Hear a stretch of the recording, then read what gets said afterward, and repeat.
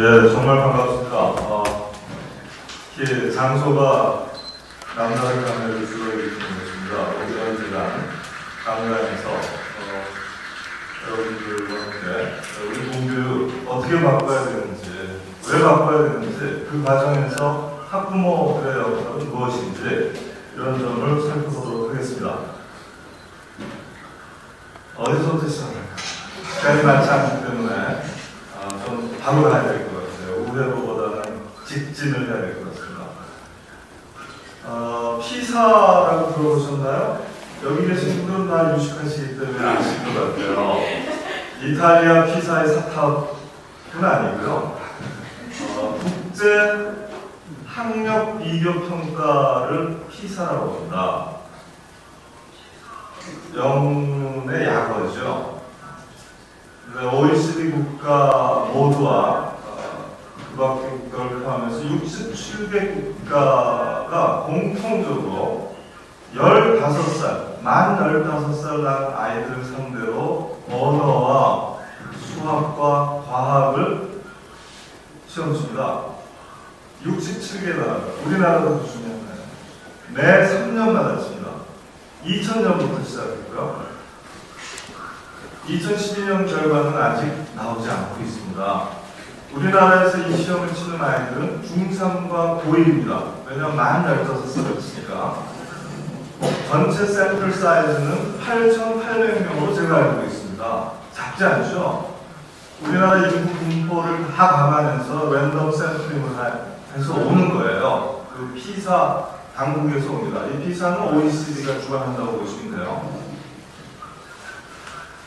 여기에 각종 결과들이 대단히 유의미합니다. 기가 막히게 우리 아이들 공부 잘해요. 수학, 과학에서 부동의 1, 2, 3등 안에 들어가고 있습니다. 각 과목별로만 성적을 매기지 종합 성적은 안 매기는데 우리는 종합 성적 안 매기면 근질근질 하잖아요. 우리 전체 몇 등이냐 굉장히 중요하지 않습니까? 그래서 말씀드리자면 전체 1, 2등 한 겁니다. 변함없이. 우리하고 1, 2등을 갖추는 나라는 핀란드입니다.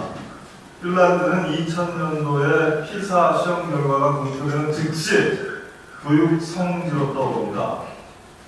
교육 정책가들, 교육자들, 시민단체 사람들이 핀란드로 교육 순례길을 떠납니다. 아마도 핀란드 관광 수입에 적지 않은 부분이 1호부터 도출되는 걸로 알고 있어요. 자, 우리는 같이 1, 2등을 하는 나라입니다. 그런데 우리나라도 교육 순례를 온다는 얘기는 별로 안 들려요. 우리가 교육의 메카라고 알려지고 있지 않습니다. 이유가 있어요. 사실 수학과학에서 1등 한다는 것은 과학기술의 토대에서 만 15살 현재의 대한민국이 전 세계에서 1, 2등 하는 겁니다. 놀라운 결과입니다. 만약 이 아이들이 30살 먹어서도 45살 먹어서도 여전히 세계에서 1등의 수학과학 실력을 유지한다면 우리는 두 다리 쭉 뻗고 노후를 준비하면 됩니다. 우리의 기초연금은 300만 원까지 올라갈 거예요. 이 아이들이 만드는 너무나 나이스한 세상이 기다려지지 않습니까? 어떻게든지 이것을 지속 가능하게 해야 되는 거죠. 근데 우리 모두가 알거니와 이 성적은 지속 가능하지 않습니다. 대학교에 가는 순간 아이들은 취업 준비에 매달리고 다른 일을 해요.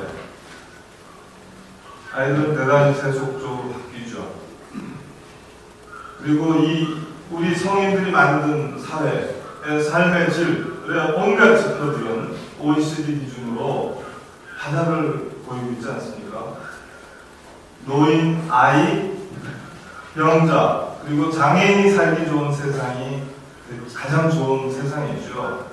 이 좋은 세상을 만들려면 저 밑에 있는 것이 과학기술 아니겠어요? 어떻게 보면 그것을 경제적 번영을 이루고 정치를 제대로 해서 제대로 나눠서 누구보다도 젊은이와 어린이와 노인과 병자와 장애인이 살기 좋은 세상을 만들어야 되는 거거든요. 그러면 모든 사람이 살기 좋은 세상이거든요.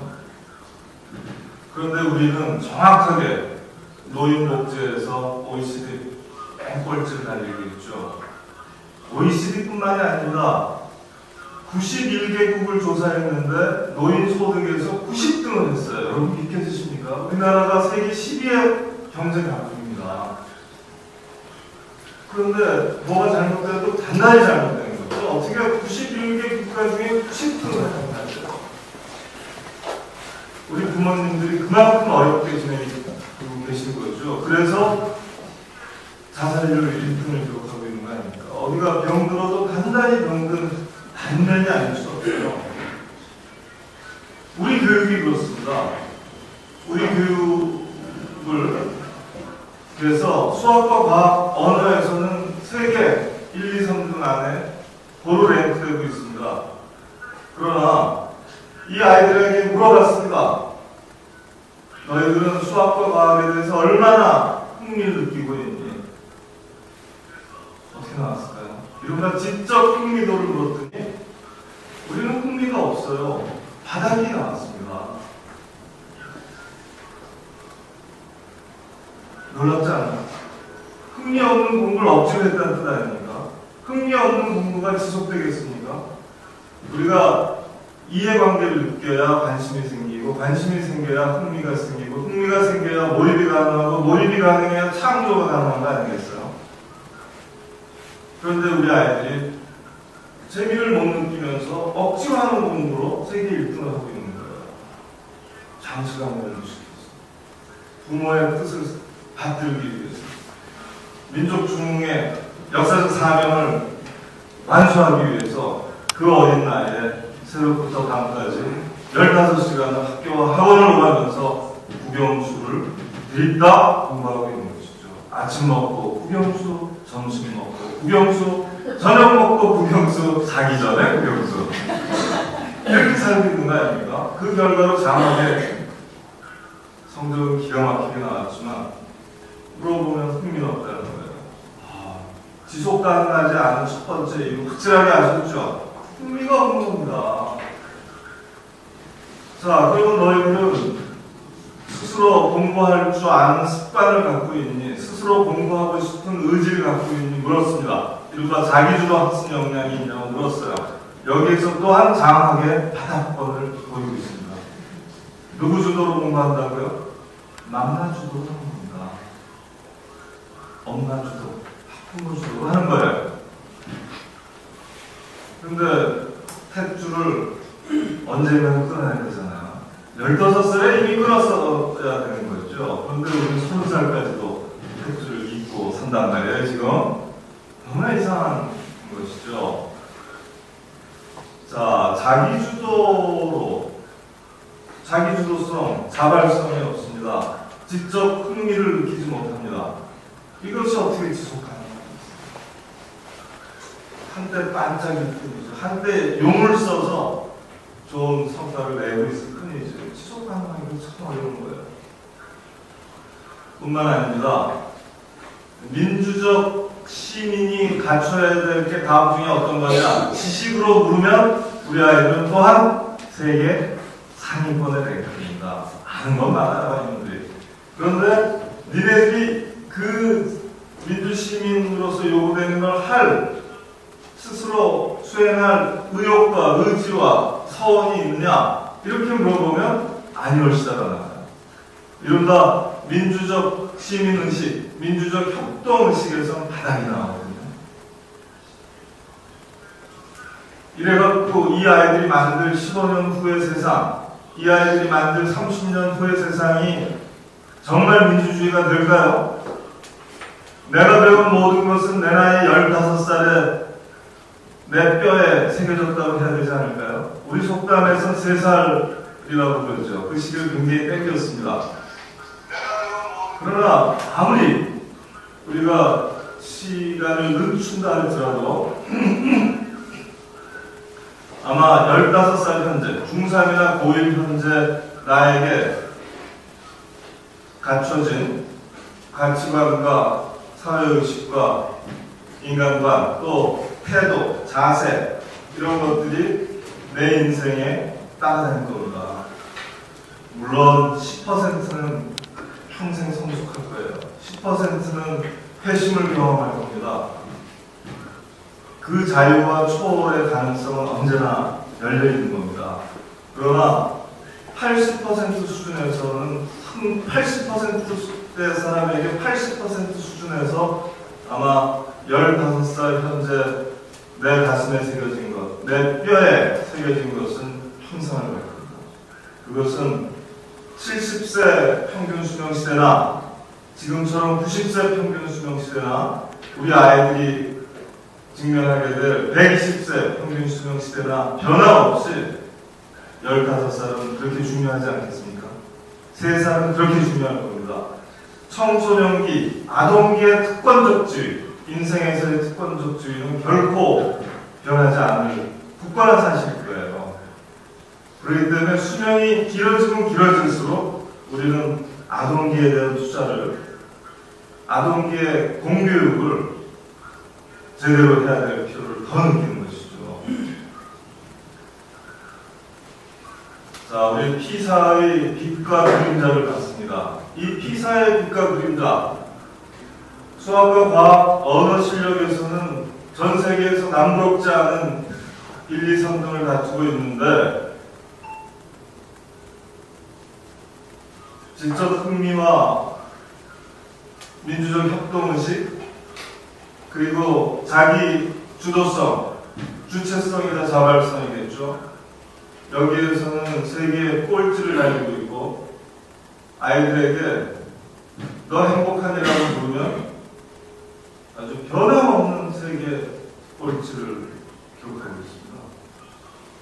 이 현실을 한마디로 정리하면 우리는 인성 없는 교육을 하고 있다고 볼 수 있겠죠.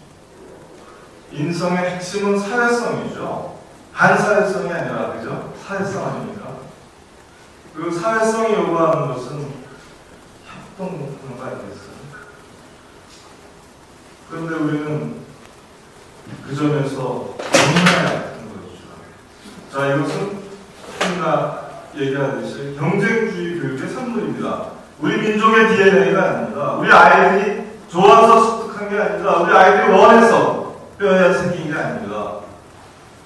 우리 아이들의 교육 과정에는 전 교육 과정이 적어도 공식적으로 운영되고 있는 것이죠. 적어도 공식적인 언설에서는 민주주의의 중요성을 다들 얘기하고 있는 겁니다. 그럼에도 불구하고 우리 아이들이 학교에서 배운 것은, 학교에서 문화로 접한 것은, 학교에서 숨은 교육과정, 이른바 잠재적 교육과정의 일환으로 체득한 것은 something else, 다른 겁니다. 이 괴리를 우리가 벗어나야 합니다. 인성 없는 교육시대 학부모들께서 무엇을 할 것인가? 오늘 제가 이런 제목을 하겠다고 말씀을 드렸는데요. 자, 이 인성 없는 교육은 무서운 겁니다. 인성 없는 교육은 저 위대한 마하트마 간디께서 사회의 7대 악을 규정할 때 하나로 들어가 있는 겁니다. 여러분 아시죠? 그러나 7대 악의 원천이 어디 있냐고 누군가 물으신다면 저는 주저없이 그것은 인성 없는 교육이라고 말씀드릴 것 같아요. 왜냐하면 인성 없는 교육을 받은 사람이 자라서 정치를 하면 원칙 없는 정치를 하게 되는 겁니다. 인성 없는 아이들이 자라서 경제인이 되면 도덕성 없는 사업을 하게 되는 겁니다. 인성 없는 아이들이 자라서 과학자가 되면 인간성 없는 과학을 하게 되는 겁니다. 무서운 거죠. 인성 없는 아이들이 꿈꾸는 것은 양심 없는 쾌락입니다. 인성 없는 아이들이 꿈꾸는 것은 노동하는 부, 일확천금의 꿈입니다. 그리고 양심 없는 인성 없는 교육을 받은 아이들이 원하는 신앙은 희생 없는 신앙입니다.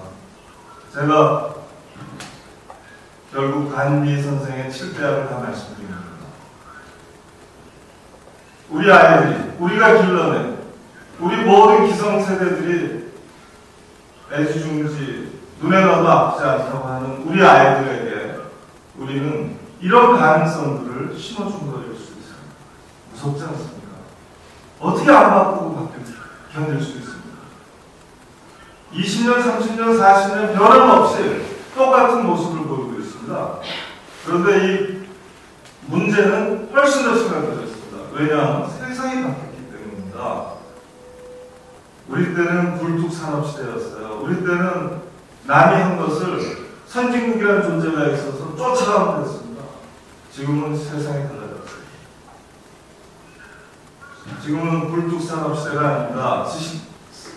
지식사회예요. 지식기술사회입니다. 불과 30년도 안 됐습니다. 우리가 정보화의 세례를 받기 시작한 지 30년이 안 지났어요. 30년 전만 하더라도 퍼스널 컴퓨터라는 것은 지금은 유물이 된 그런 존재입니다. 그 다음에 그 용량이라는 게 뭐 지금의 10,000분의 1, 10만, 100만분의 1밖에 안 됐어요. 지금 생각해 보십시오. 정보화가 이 안에, 이 스마트폰 안에 과거에는 한 10개 정도 있어야겠죠. 여기 퍼스널 컴퓨터 있죠. GPS 있죠. 카메라 있죠. 메신저 있죠. 5만 가지가 다 들어가 있어요. 믿을 수가 없죠. 이제 이게 휠 거 아닙니까? 펴서 안경에 붙고 옷에 붙을 거 아니에요? 거기다 병면 어디든지 붙을 거고. 상상할 수 없는 과학기술의 발전입니다. 정보화 하나만 보다. 그런데 이거 하나만 적응해도 머리가 아프고 머리가 팽팽 돌 판인데 우리는 지금 우리의 선조들이 꿈도 꾸지 못했던, 전혀 경험하지 못했던 변화를 정보화 외에도 여러 가지 경험하고 있어요. 우선 우리 선조들, 우리 한반도의 선조들과 비교하면 빈곤과 압제에서 태어났다는 거, 민주화와 산업화를 일으켰다는 거, 대량 소비 시대로 접어들었다는 게 어마어마하지 않은 변화입니다. 그러나 이것은 우리가 새로운 시대의 변화라고까지 얘기할 건 없어요. 근데 정말 새로운 시대의 변화가 있습니다. 정보화, 세계화, 지구촌 시대가 있어요. 이제는 정신을 똑바로 차리고 사는 사람 누구도 그건 내가 몰랐어라고 얘기하기가 어렵습니다. 우리는 다 연결되어 있고 연결된 거로부터 사회적 책임이 지구화되어버렸어요. 실시간으로 모든 뉴스를 듣고 살지 않습니까? 이제 나는 그 일을 알지 못해. 그 불의에 대해서, 그 비참함에 대해서 난 알지 못하고 면책할 수가 없어요. 스스로를. 세계화라는 건 무서운 겁니다.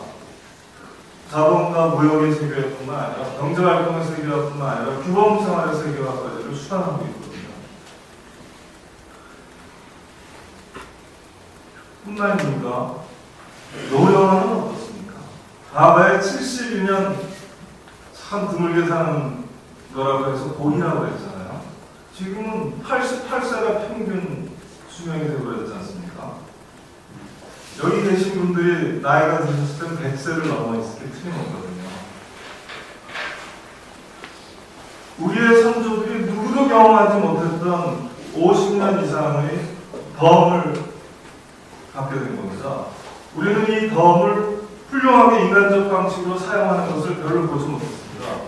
우리 부모님 세대 중에는 워낙 힘겹게 사셨기 때문에 노년을 아름답게, 폼나게, 멋있게 더 인간적 성숙을 향해서 끊임없이 노력해서 사는 분들을 만나기가 어렵죠. 대부분 일찍 돌아가셨고 병양 타시고 그런 수단을 모르고 있습니다.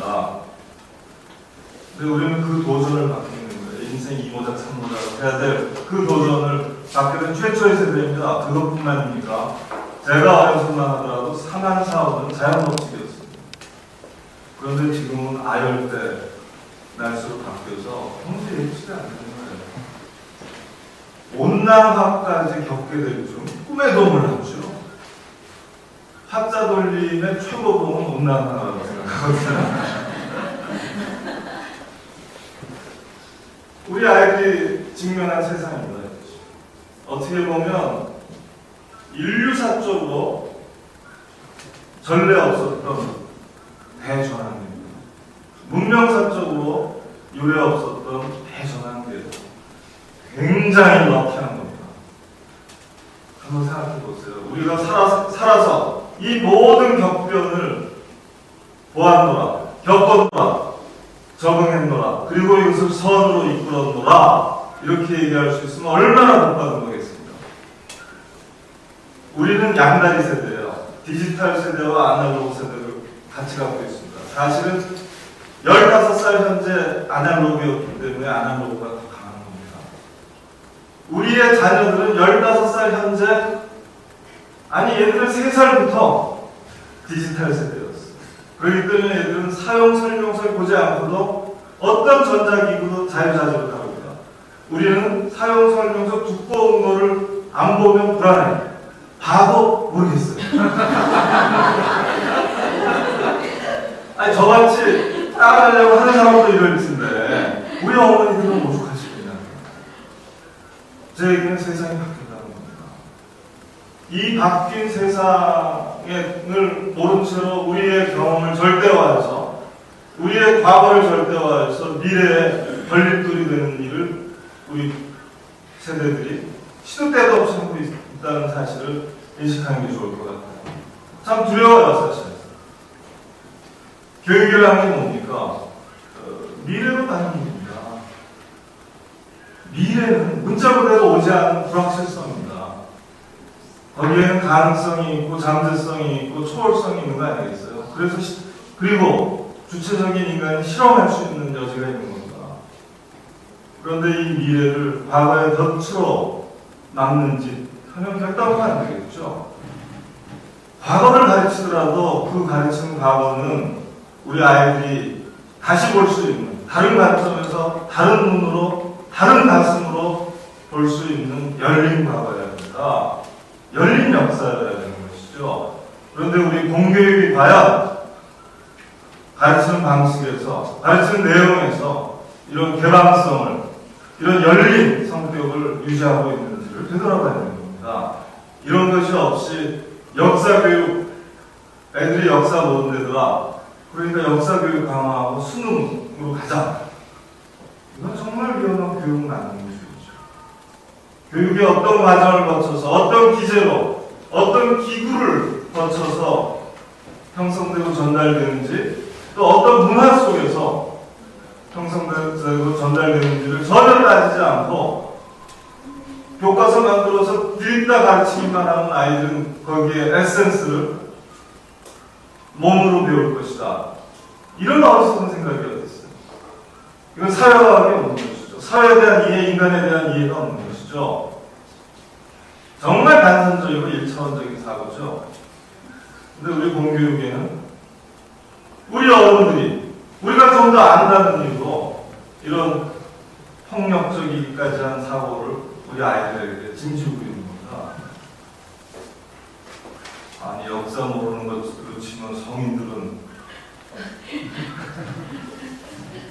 좀 낫나요? 성인들도 자격시험 쳐야죠. 다 시민 자격시험으로 다 시험 쳐서 합시다. 왜? 아이들이 울어. 사실 그렇게 시험하면 또 눈다는 얘기를 들으면요. 그리고 우리 아이들에게 올바른 역사의식을 심어주기 위해서 조금 더 고생시키는 거 할 수 있는 겁니다. 교육에는 훈련의 요소가 있기 때문에 얼마든지 종합적으로 고려해서 선택할 수 있어요. 그러나 똑같은 학교가 있고 똑같은 교육과정이 있고 똑같은 교사가 있고 똑같은 교장이 있고 똑같은 장학관이 있고 똑같은 교육감이 있고 똑같은 교육부 장관이 있고 똑같은 학부모들이 있는데 뭐가 달라지겠어요? 블랙홀처럼 모든 것을 왜곡시키고 모든 것을 위축시키는 그 기제가 있습니다. 그 교육계라는 데만 들어가면 모든 것이 알맹이가 제거되고 형식이 남는 모든 것의 속살이 제거되고 단단한 껍데기가 남는 그 기세를 먼저 고쳐야 돼요. 그걸 고치지 않고 이것저것을 보태는 것은 교육을 점점 더 넉마처럼 만드는 길입니다. 무더기로 만드는 길이에요, 사실. 근본을 들어가지 않고 변방을 붙여서 근본은 초라하고 앙상한데 변방만 굉장히 그럴듯해. 이게 전형적인 외화 내빈이죠. 이게 전형적인 도착 그리고 전도현사입니다. 본말 전도현사. 제가 너무 많은 얘기를 생략하면서 이런 이상한 결론을 말씀드려서 대단히 죄송하네요. 사실 논리의 대학을 느끼신 분들이 많겠는데 제가 계속 시간을 보지 않을 수 없는 처지인 것을 이해해 주십시오.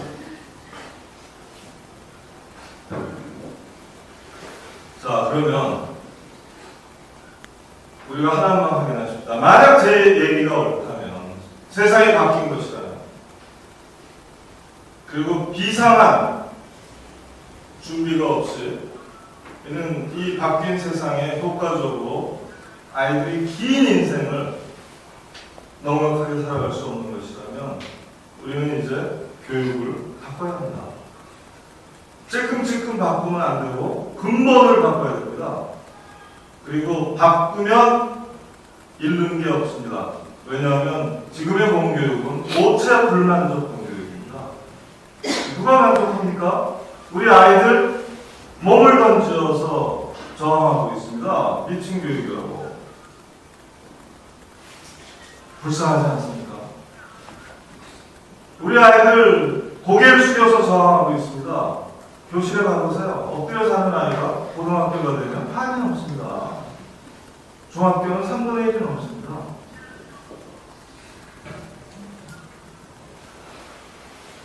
교권이 성립할 여지가 없죠.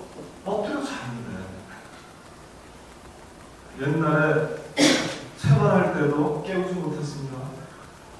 체벌로 세워질 수 없다는 얘기예요. 체벌해서 애들이 수업 시간에 바짝 일어날 수만 있다면 그건 60, 70년대입니다. 저희 그때예요. 80년대까지도 그랬어요. 90년대에도 반쯤 통했어요. 90년대에도 과연 안 통했어요. 근데 2000년대부터 정말 안 통한 겁니다. 세상이 바뀌었거든요. 아이들은 풍요를 경험했고 디지털 세계를 경험했고 게임 세계를 경험했고 뮤직비디오의 자극을 경험했거든요. 그 아이들의 불가분적인 하나가 되었거든요. 근데 우리 이른바 꼰대들이 안 바뀐 거 아닙니까? 우리들이 안 바뀌는데 어떡하겠어요? 결국 사실 우리부터 바뀌긴 바뀌어야 되는데요. 그 얘기를 좀 해볼게요. 자, 우리가 학교에서 기대하는 게 뭡니까? 사실 여러분도 다 행복하게만 자라나셨나요? 아무리 행복한 사람도, 아무리 팔반 미인도 자기 뜻과 달리 좌절과 상처가 있기 마련이죠. 특히 학교는 매우 다양한 집안 환경을 가진 아이들이 모입니다. 자부심이 다르고 문화가, 집안, 가정 문화가 다른 아이들이 모이죠. 또 같은 또래의 아이들이 모이기 때문에 그냥 놔둬도 협동도 하지만 경쟁도 할 수밖에 없는 겁니다. 경쟁과 협동은 적절한 밸런스로 가야 맞을 겁니다. 협동만 있고 경쟁만 있고 하는 건 틀린 거죠. 지금은 경쟁 중에 너무나 치우쳐 있기 때문에 우리는 무조건 협동을 얘기해야 되는 그런 단계입니다만, 학교에 가면요, 우선 차별이 없길 바라고, 우선 모든 아이들이 우정과 환대를 경험하길 바라고. 저는 놀란 게 있어요. 우리 아이가 초등학교 3학년 때 미국을 데려갔습니다. 제가 안식년이었기 때문에요. 우리 아이는 난 놓고, 아니 지게 놓고의 A자를 모르는 아이예요. 이 아이는 사실 헬렌 켈러에 버금가는 거예요. 말을 못하죠. 듣지 못하죠. 그러니까 보는 것도 글자는 못 보는 거 아닙니까? 아무 의미가 없는 거예요. 아는 사람이 전무한 겁니다. 학교에 갔다 와서.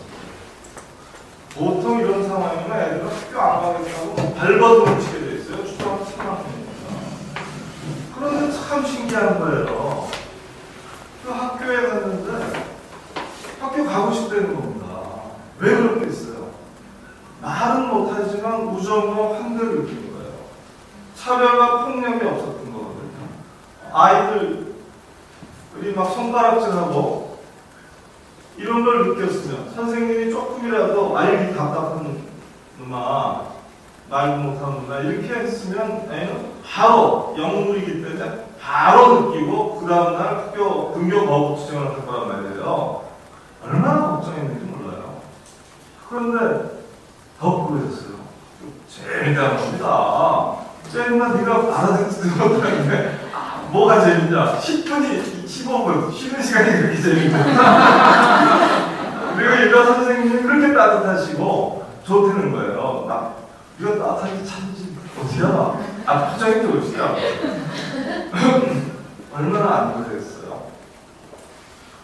우리나라 학교에 오면 얼마나 이렇게 참 이제 걱정될 때가 있어요. 물론 좋은 선생님들 많으시니까 그렇지 않을 수 있습니다.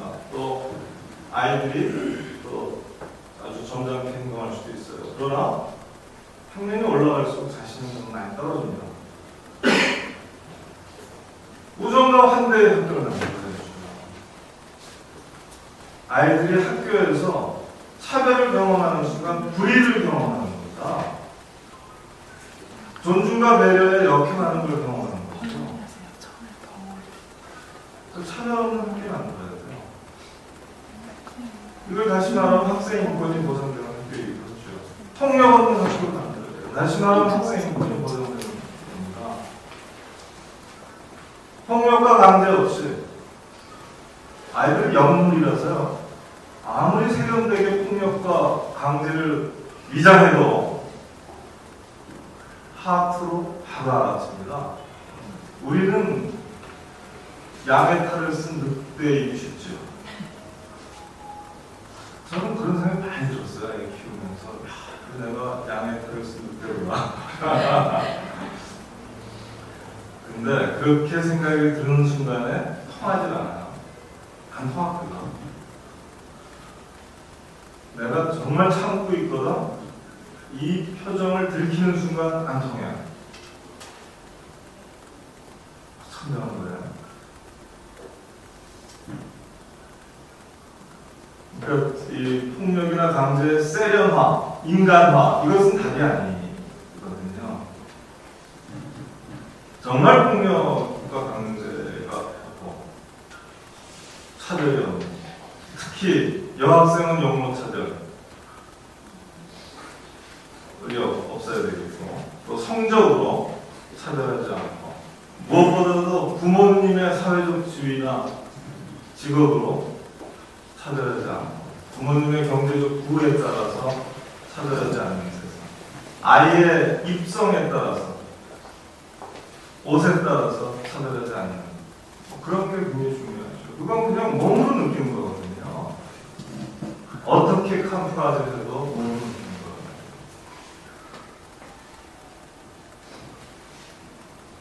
이것을 학교 안에서 관철시킬 책임, 교장 선생님한테 1차적으로 있는 것이죠. 내가 책임 맡은 학교를 우정과 환대의 학교, 차별이 없는 정의와 사랑의 학교로 만들어야 될 책임, 교장 선생님한테 있습니다. 학부모님들이 학교 운영위원회를 통해서, 학년 회의를 통해서, 학급 학부모 회의를 통해서 우리 학교에 차별이 있는지 아이템별로 나눠야 됩니다. 성적 차별이 있는지, 용모 차별이 있는지, 외국인 노동자 자녀에 대한 인종 차별이